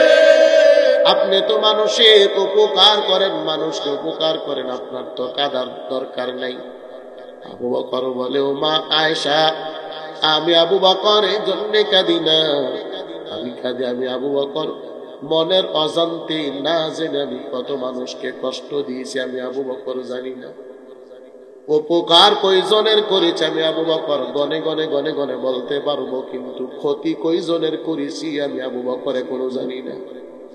এই জন্য আমি কাঁদি, কারণ আমার আল্লাহ যেহেতু বলেছেন উপকার করলে মানুষকে কষ্ট না দিলে জান্নাতি, তাহলে আমি আবু বকর মানুষকে কষ্ট দিয়েছি, মনে হয় আমি আবু বকর জাহান্নামী। আবু বকর কান্না করি মানুষকে কষ্ট দিলে জাহান্নামী।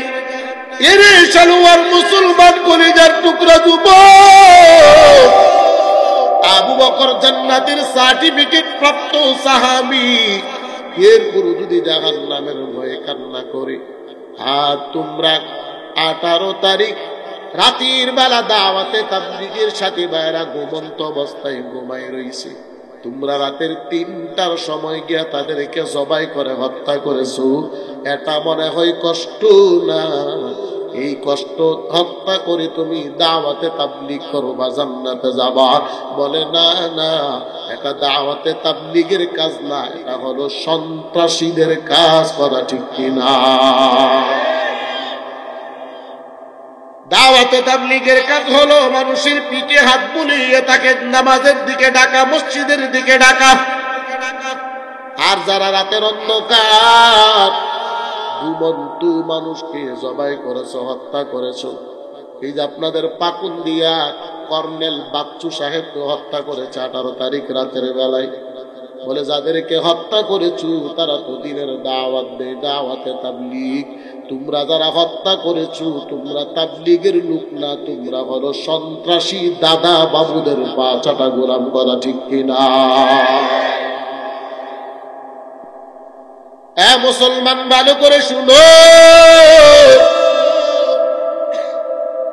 আমরা তো মা বাবা মুসলমান, আমিও মুসলমান, কিন্তু তাকায় দেখে ফেরাউন নিজে বড় খোদা দাবি করে। আনা রব্বুকুমুল আলা, আমি সবচাইতে বড় খোদা, আমার চাইতে বড় খোদা আর কেউ নাই জমিনে।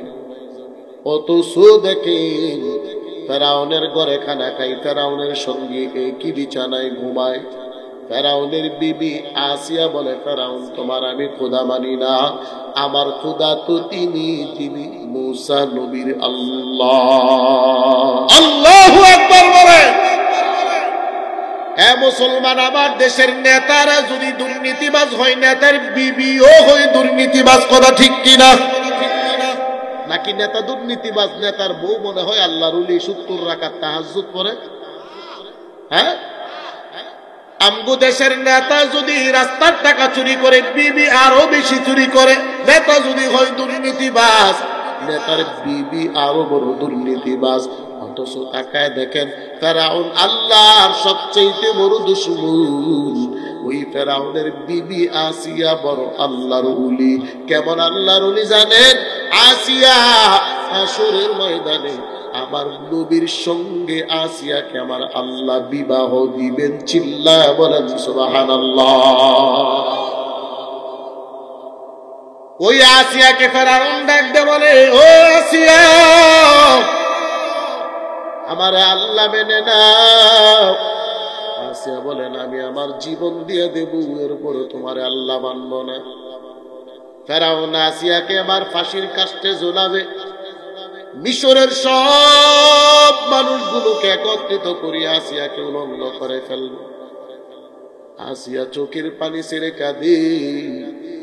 পয়গম্বর মূসা নবী হেঁটে যাই, ডাক দেয়া কই, মূসা নবী আপনি আমার ব্যাপারে কিছু জানেননি? মূসা নবী ডাক দেয়া কয়, ও আসিয়া আমি জানি তোমারে ফেরাউন ফাঁসির কাস্টে ঝুলাবে।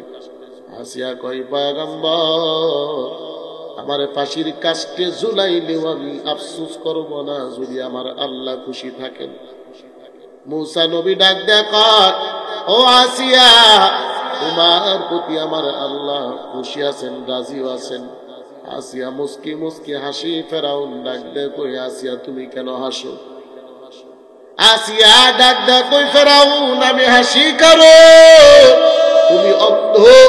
ফেরাউন কই, না না আমি অন্ধ না।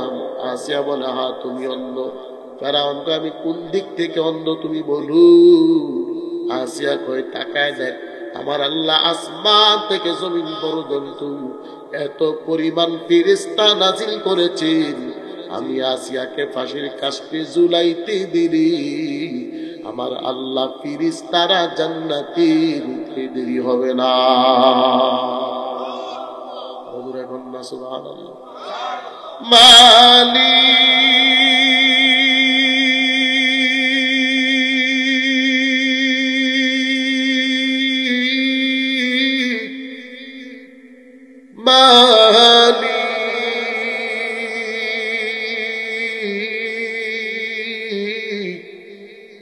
একটি ঘর বানিয়ে দিও, একটি ঘর বানিয়ে দিও মালিক, তুমি জান্নাতে তোমার কাছে একটি ঘর বানিয়ে দিও, একটি ঘর বানিয়ে দিও। জবান খুলে বলুন আল্লাহু আকবার। এ মুসলমান, আমরা জান্নাত চাই কি চাই না? নামাজ পড়ে নাকি নামাজ চাই না? বলে শুধুই জুমা নামাজ পড়লে জান্নাতি, বলে না না, প্রত্যেক দিন 5 ওয়াক্ত নামাজ আদায় করা লাগবে। কথা ঠিক কিনা? লাগবে নি? এরপরও দেখবেন আমার কিছু ভাইয়েরা মাজারের মধ্যে মরিদান, মাজারওয়ালারা বলে বাবার কাছে মরিদ হইলে নামাজ রোজা কিছু লাগে না। বলে কি বলে না? পানির নিচে মোমবাতি, বান বাতাসে ধরে না, বাবার কাছে মরিদ হইলে নামাজে রোজা লাগে না। বাবা তোমার দরবারে সব পাগলের খেলা, হরেক রকম পাগল দিয়া মিলাইছো মেলা। বাবা তোমার দরবারে সব পাগলের খেলা। কথা ঠিক কিনা? এ মুসলমান, বাবার মাজারে পাগলের খেলা আছে কি নাই? এ তাকায় দেখতো, বাবার মাজারে কিছু পাগল আছে যাদের চুলগুলো জটলাই গেছে, দেখলে বোঝা যায় সালুয়ার বাড়ির বনের গোলাটা। কথা ঠিক কিনা বলো? এ চুলওয়ালা বাবা, আপনার চুলের অবস্থা কেমন কেন? বলে আমি আল্লাহর সাধনা করি, এই জন্য আমি গোসল দেই না। বলো কতদিন ধরে দেন না? বলো 10 বছর। এরে খাড়াসের খাড়াস 10 বছরের ভিতরে তোর কি স্বপ্ন দোষ হয় না? বলে হয়েছে। বিবির কাছে একবারও যাস নাই? বলে গেছি। বাথরুমে যাস নাই? প্রস্রাব পায়খানা করস নাই? বলে হ্যাঁ করি। তাহলে গোসল দাস না, পবিত্রতা অর্জন করস না, আল্লাহরে পাইবে কেমনে? বলে এইভাবেই সাধনা করে আল্লাহরে পেতে চায়। বলে আল্লাহরে পাইতে গেলে প্রথম নাম্বার শর্ত হলো 5 ওয়াক্ত নামাজ পড়া লাগবে। আর নামাজের জন্য শর্ত হলো উত্তম রূপে ওযু করা লাগবে। যদি আপনার শরীর নাপাক থাকে আল্লাহরে পাওয়া যাবে না। যারা বলে আমরা মাজারের মধ্যে জোরচুল রাখিয়া আল্লাহর সাধনা করি, বোঝা গেল আল্লাহর সাধনা না, তারা হলো ইবলিসের ভাই, গাঞ্জা কুরিয়া বাকুর। কথা ঠিক কিনা? আছে কি নাই? আমগো হিন্দু ভাইরা করে দুর্গা পূজা, আর আমগো মুসলমানেরা করে দরগা পূজা। কথা ঠিক নেই? দরগায় গিয়ে চিন্তা করি, বাবা তোমার কাছে হাত বিছাইলাম, বাবা তোমার নামে সারলাম তুরি, আশা করি লাগবে কি নারাই বাবা বান্ডারি। কথা ঠিক কিনা বলো? হ্যাঁ মুসলমান নৌকা বাবার নামে বিরাইলেন, বাবা কি নৌকা ওই পারে পৌঁছানোর ক্ষমতা আসেনি? আছে বলা? বাবার কোনো ক্ষমতা নাই, সব ক্ষমতার মালিককে। আরো জোরে বলেন। এরপরও বাজারের মধ্যে গিয়া, বাজারে গিয়া সন্তান চান, বাবা একটা সন্তান দাও। বাজারে গিয়া চিন্তা করেন, বলে বাবা আমার ব্যবসাটা ভালো করে দাও। বলে বাবার কোনো ক্ষমতা নাই, ক্ষমতার মালিক একমাত্র আমার আল্লাহ। কথা ঠিক কিনা বলো? ক্ষমতার মালিককে? আল্লাহ ক্ষমতার মালিক। মাজারওয়ালা ক্ষমতার মালিক না। মাজারওয়ালা জান্নাতে যাবে এমন গ্যারান্টি মাজারওয়ালা দিতে পারবো নি? হ্যাঁ?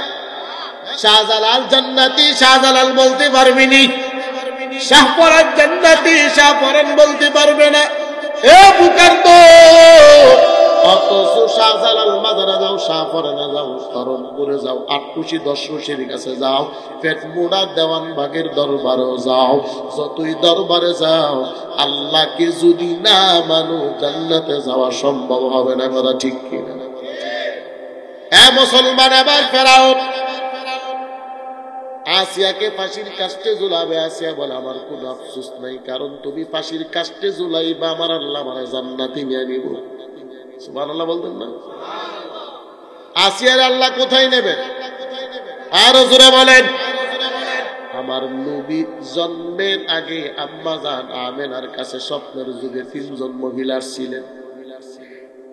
আয়েশা আমেনাকে বলেন, আমেনা তোমার গর্ভে যেই সন্তান, এটা কিন্তু সাধারণ কোনো সন্তান না, এটা হলো আখিরি নবী, বিশ্ব নবী, রাহমাতুল লিল আলামিন, আমাদের স্বামী মুহাম্মদ। চিল্লায় বলেন সুবহানাল্লাহ।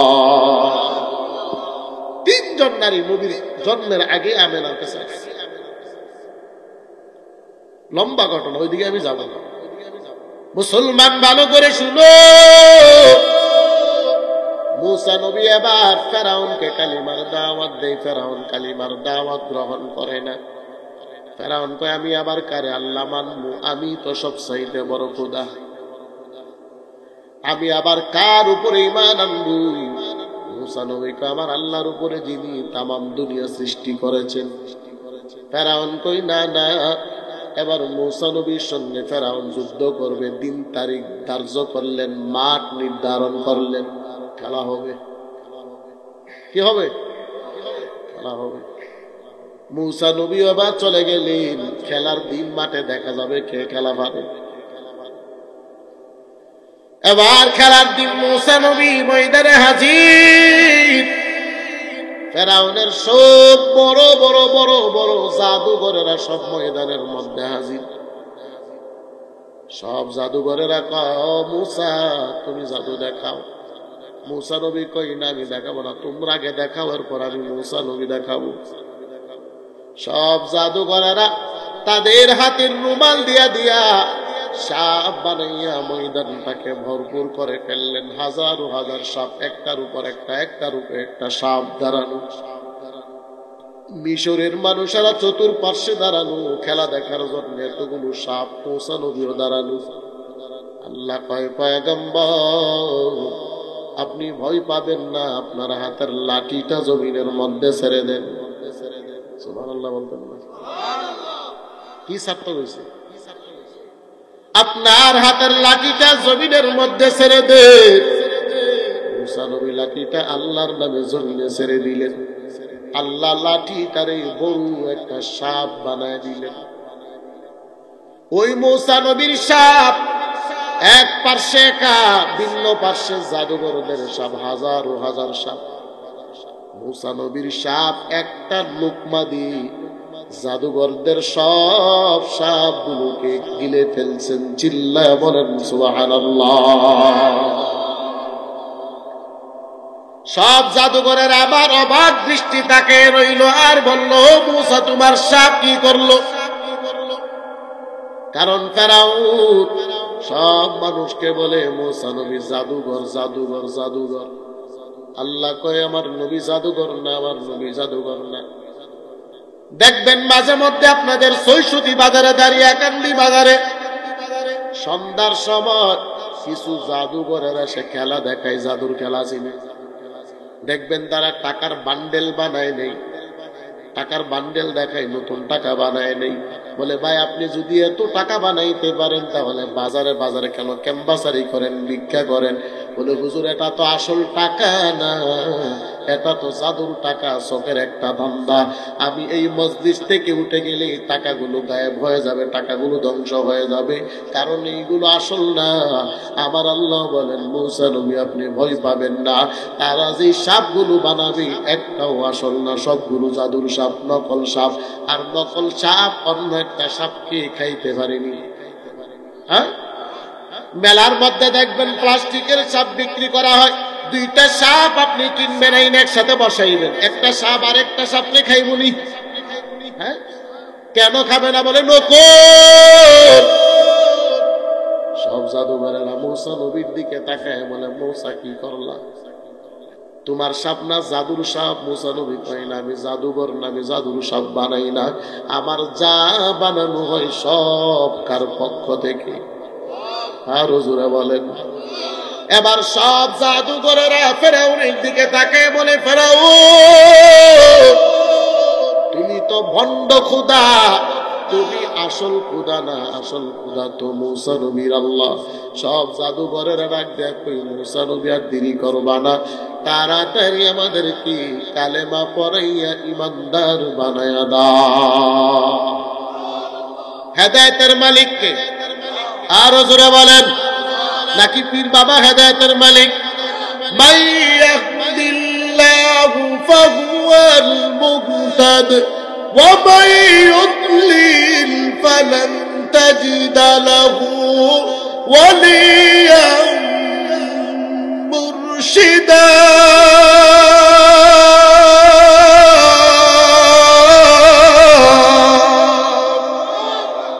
হেদায়েতের মালিক জমিনের কোন পীর না, হেদায়েতের মালিক কে? আরো জোরে বলেন। হেদায়েতের মালিক যদি দুনিয়ার মানুষ হইতো, আমার নবীকে আবু তালেব বড় মহব্বত করতেন, ভালোবাসতেন। আমার নবী আবু তালেবকে সর্বপ্রথম হেদায়েত দিতেন, কথা ঠিক কিনা? আমার নবীকে আবু তালেব এত মহব্বত করেছেন, জমিনের কেউ নবীকে এত বেশি মহব্বত করে নাই। ওই আবু তালেবের ইন্তেকালের আগে আমার নবীজি গিয়া বলেন, চাচা আপনি কালিমা পড়ে নেন, কারণ আপনি জাহান্নামে যাবেন, আমি নবী সহ্য করতে পারবো না। আবু তালেব বলে, মুহাম্মদ না, আমি কালিমা পড়ব না। আমার নবী আবার আবু তালেবকে জানাই দেই, চাচা আমার আপনি কালিমা পড়ার দরকার নাই, শুধু আমার কাছে বলেন লা ইলাহা ইল্লাল্লাহ, এই শব্দটা বলেন, আমি মুহাম্মদকে আপনি বলা লাগবে না। আমি হাসুরের ময়দানে ওয়াদা দিলাম, আল্লাহর কাছে সুপারিশ করে আপনাকে জান্নাতে নিয়ে নেব। আমার নবী এই কথা বললেন। আবু তালেব আমার নবীকে বলল, মুহাম্মদ তোমার কানটা আমার মুখের কাছে নিয়ে আসো। আমার নবী বড় খুশি হয়ে গেল, মনে হয় আমার চাচা কালিমা পড়ে নেবে। আমার নবীজি কানটা আবু তালেবের ঠোঁট বরাবর নিলেন। আবু তালেব আমার নবীর কানে কানে কয়, মুহাম্মদ রে, আমি জানি তুই সত্য নবী, তাতে কোনো সন্দেহ নাই, তোর আল্লাহ সত্য, তোর কোরআন সত্য, কিন্তু আমি আবু তালেব বাপদাদার ধর্ম ছেড়ে তোমার ধর্ম আমি পালন করতে পারবো না। নবী বলেন, ও চাচা মা, আমি ওয়াদা দিলাম আমি জমিনের কাউকে বলবো না আমি আপনি আবু তালেব কালিমা পড়ছেন, একমাত্র আমি, আমার আল্লাহ আর আপনি জানবেন আপনি কালিমা পড়ছেন। কানে কানে পড়ে নেন। আবু তালেব নবীর কানের কাছে গিয়ে বলে, মুহাম্মদ আমি আবু তালেব মরব, কিন্তু তোমার কালিমা আমি আবু তালেব পড়ব না। চিল্লায়া বলেন নাউযুবিল্লাহ। আবু তালেব যখন নবীর কানের মধ্যে কথাটা বললেন, আমার নবী কষ্ট পেয়ে গেলেন। আল্লাহ ডাক দিয়ে কয়, বন্ধু আমার, হেদায়েতের চাবি আপনি নবীর কাছে আমি আল্লাহ দেই নাই, হেদায়েতের মালিক আমি আল্লাহ। আমি আল্লাহ যদি হেদায়েত না দেই, আপনি নবী হেদায়েত দিতে পারবেন না। নবী যদি হেদায়েত দিতে না পারে, তাহলে বান্ডারি আটকুশি দেওয়ানবাগি হেদায়েত দেওয়ার মালিক মনে হয়। আরো যারা বলেন, ওই যে বান্ডারির একজন মুরিদ, সে বলে নামাজ রোজার কোনো দরকার নাই, কবরে গেলে আমগো মাইজ বান্ডারি কবরে এসে তিনটা প্রশ্নের জবাব দিয়ে দিব। প্রশ্নের জবাব মাইজ বান্ডারি আইসা দিয়া যাইব। অথচ আম্মাজান খাদিজাতুল কুবরা রাদিয়াল্লাহু তাআলা আনহা, ইসলামের প্রথম নারী যিনি নবীর দাওয়াতে কালিমা পড়েছিলেন, এমনকি উনি মক্কার সবচাইতে ধনী মহিলা ছিল, ধনী নারী ছিল। উনি ওনার সব সম্পত্তি আমার নবীকে দিয়ে দিলেন যে নবী আমার সম্পত্তির প্রয়োজন নাই, আপনি আমার সম্পদগুলো ইসলামের জন্য বিলীন করে দেন। ওই খাদিজাতুল কুবরা ইন্তেকাল করেছেন, আমার নবীজি খাদিজাকে কবরের মধ্যে রাখলেন। মাটি দেওয়ার পর আমার নবী দাঁড়ায় কান্না করি। সাহাবায়ে কেরাম বলে, নবী আমার, আর আপনি কতক্ষণ দাঁড়ায় কান্না করবি? আপনি আবার বাড়িতে আসেন। নবী কয় সাহাবায়ে কেরাম না না, আমি বাড়িতে যাব, আমার খাদিজা কবরে একা একা শোয়া। আমার খাদিজাকে যখন প্রশ্ন করবি, 3টা প্রশ্নের জবাব আমার খাদিজা ভালোভাবে দিতে পারে কিনা আমি নবী তো জানি না। যদি কোনো ভুল করে আমি নবী দাঁড়ায় দাঁড়ায় শুনবো, আল্লাহর কাছে বলবো যেন ভুল না হয়। আমার আল্লাহ জানা দেয়, ও নবী আপনি চলে যান, খাদিজার 3টা প্রশ্নের জবাব স্বয়ং আমি আল্লাহ দিয়ে দিলাম। সুবহানাল্লাহ। ওই খাদিজা ইসলামের প্রথম নারী, যিনি ইসলাম গ্রহণ করেছেন, নবীর স্ত্রী। এরপরও যদি নবী খাদিজার প্রশ্নের ভয়ে কবরের সামনে দাঁড়ায় থাকে, তাহলে মাইজ ভান্ডারীর মুরিদারা নামাজ না পড়লে হয় মাইজ ভান্ডারী কবরে আসবে মনে হয়? হ্যাঁ, মাইজ ভান্ডারী কবরের মধ্যে কোন হালতে আছে তার মুরিদারা জানেনি। মাইজ ভান্ডারী জান্নাতি নাকি জাহান্নামী কেউ জানেননি। হ্যাঁ, জানেন কেউ? ও মুসলমান, এই জন্য নিজের ঈমানটাকে মজবুত করা। আল্লাহ বলেন তুমি শিরক করবা, আমি আল্লাহ তোমারে মাফ করবো না। কবিরা গুনাহ তওবা না করা পর্যন্ত আল্লাহ মাফ করবে না। হাসরের ময়দানে সবচাইতে বেশি মানুষ আফসোস করবে কবিরা গুনার জন্য। শিরক করলে তো আপনার ঈমান চলে যাবে, কারণ আল্লাহর সঙ্গে অন্যকে শিরক করলে ঈমান থাকে না। ঈমান না থাকলে আপনি বিনা হিসাবে জাহান্নামী করা ঠিক কিনা? এজন্য মাজারে যাবেন, আপনি মাজারে যাওয়া তো নিষেধ না, তবে বাড়ি থেকে মাজারের নিয়ত করে বাহির হওয়াটা গুনাহ।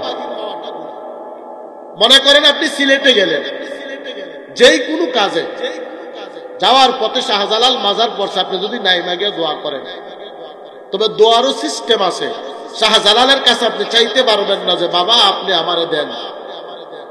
হ্যাঁ, আপনি বলতে পারেন আল্লাহ শাহজালালের উসিলাই আপনি আমাকে কবুল করেন, কিন্তু সরাসরি শাহজালালের কাছে আপনি চাইবেন, তাহলে আপনি আল্লাহকে ছাড়া আরেকজনকে মালিক বানায় দিলেন। কথা ঠিক কিনা বলেন?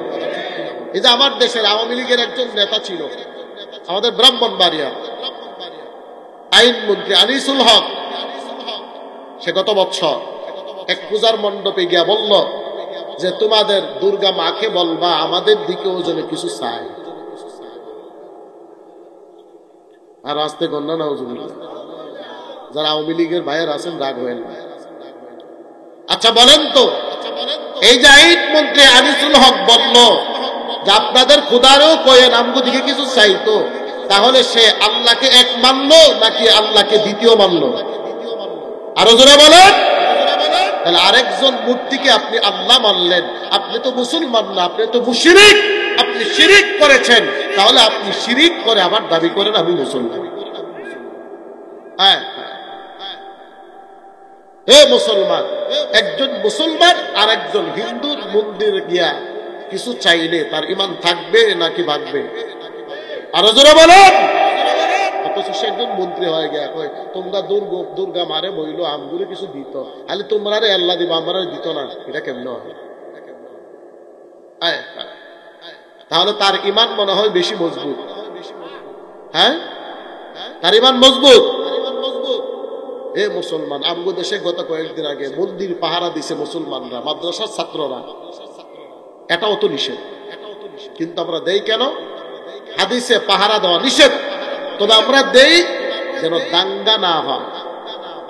ওই দিক থেকে আবার জায়েজ, কারণ মুসলমান রাষ্ট্রের মধ্যে সংখ্যালঘুর নাম দিয়া যদি দাঙ্গা লাগায় দেয় তাহলে ক্ষতি হবে মুসলমানদের।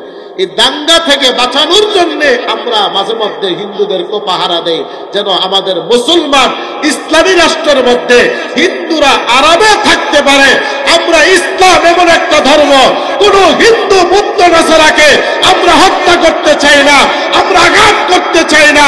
আর হিন্দু ধর্ম নিকৃষ্ট, একজন মুসলমানকে জীবন্ত জবাই করে ফেলে। কথা ঠিক কিনা বলো? এরপর আমগো দাদা বাবুরা কয় বাংলাদেশে তো সংখ্যালঘুর উপর অনেক অত্যাচার চলে, অথচ তার দেশে প্রত্যেক দিন টেলিভিশন খুললে, পত্রিকা খুললে, খবরের পাতা খুললে দেখা যায় ইন্ডিয়াতে মুসলমানদের উপর অত্যাচার, ইন্ডিয়াতে বাবরি মসজিদ ভেঙে দেওয়া হয়েছে, ইন্ডিয়াতে খাজা মঈনুদ্দিনের মাজার ভাঙার ষড়যন্ত্র চলতেছে। তোমরা তোমরা বলো বাংলাদেশের সংখ্যালঘুর উপর অত্যাচার আমার বাংলাদেশে যেই আরামে চলতেছে তোমার ইন্ডিয়াতে তার 1% আরামে মুসলমান নাই, কথা ঠিক কিনা বলো? তাদের উদ্দেশ্যই হলো বাংলাদেশটাকে দখল করে নেওয়া। তাদের উদ্দেশ্য কি? বাংলাদেশটাকে দখল করা। এত সহজ বাংলাদেশকে দখল করা? কিছুদিন আগে যখন বলছে আগরতলা দিয়ে আক্রমণ করবে, আমগো সার্জিস আলম আব্দুল্লাহ বলেন যে আমার পুরা দেশ লাগবো না, আমার ব্রাহ্মণবাড়ের মানুষ যদি ঠেড়া বলুন নিয়ে দাঁড়ায় ইন্ডিয়ার দৌড়ায় দিল্লি বলে। কথা ঠিক কিনা বলো? এটা বাংলাদেশ, এটা ইন্ডিয়া না, এটা দাদা বাবুর দেশ না, এটা বাংলাদেশ। পাকিস্তানকে পরাজয় করে দেশটাকে স্বাধীন করেছি। আবার যদি ইন্ডিয়ার জন্য যদি যুদ্ধ করা লাগে, দেশটাকে রক্ষা করতে, ইসলামকে রক্ষা করতে আমরা যুদ্ধ করতে রাজি, কিন্তু দাদা বাবুদের গোলামি করতে রাজি না। কথা ঠিক কিনা বল? দাদা বাবুদের গোলামির দিন শেষ, স্বাধীন হলো বাংলাদেশ। কথা ঠিক কিনা? আরো জোরে বলেন, কথা ঠিক কিনা? হয়তো অনেকে রাগ হইবেন যে হুজুর এইগুলো কি বলেন, এটাই বাস্তব। ইন্ডিয়া বাংলাদেশকে কোনোদিন ভালো চাই নাই, চাবেও না। বাংলাদেশকে যদি কেউ কিছু বলে সর্বপ্রথম প্রতিবাদ করে পাকিস্তান, অথচ আমরা পাকিস্তানকেই মাইনাস করেছি।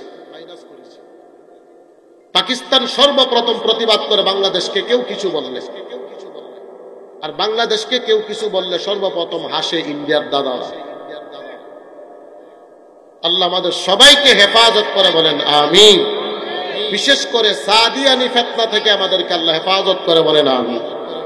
এটা বাংলাদেশের কোনো ইস্যু না, এটা সরাসরি দাদা বাবুরা চাচ্ছে বাংলাদেশটাকে আবার ধ্বংস করার জন্য। বিভিন্ন সময় বিভিন্ন দল দিয়ে চেষ্টা করছে, পারে নাই। শেষ পর্যন্ত এখন অস্ত্র হলো সাদ গুরু। এটা দিয়ে বাংলাদেশে একটা দাঙ্গা লাগানোর চেষ্টা করতেছে, তবে হবে না, তাদের সফল হবে না। হয়তো 1-2 জনকে গ্রেফতারও করা হয়েছে, আগামী তো গ্রেফতার করবে আরো। সবাই আমরা সতর্ক থাকবো। যারা সাদ গ্রুপের লোক আছেন, হে ভাই, আপনাদের পায়ে হাত ধরে বলি, আপনারা আমার দুশ্মন না, আপনারা আমাদের শত্রু না। হয়তো আপনারা ভুল বুঝে, হয়তো আপনারা না বুঝে উনার অনুসরণ করতেছেন।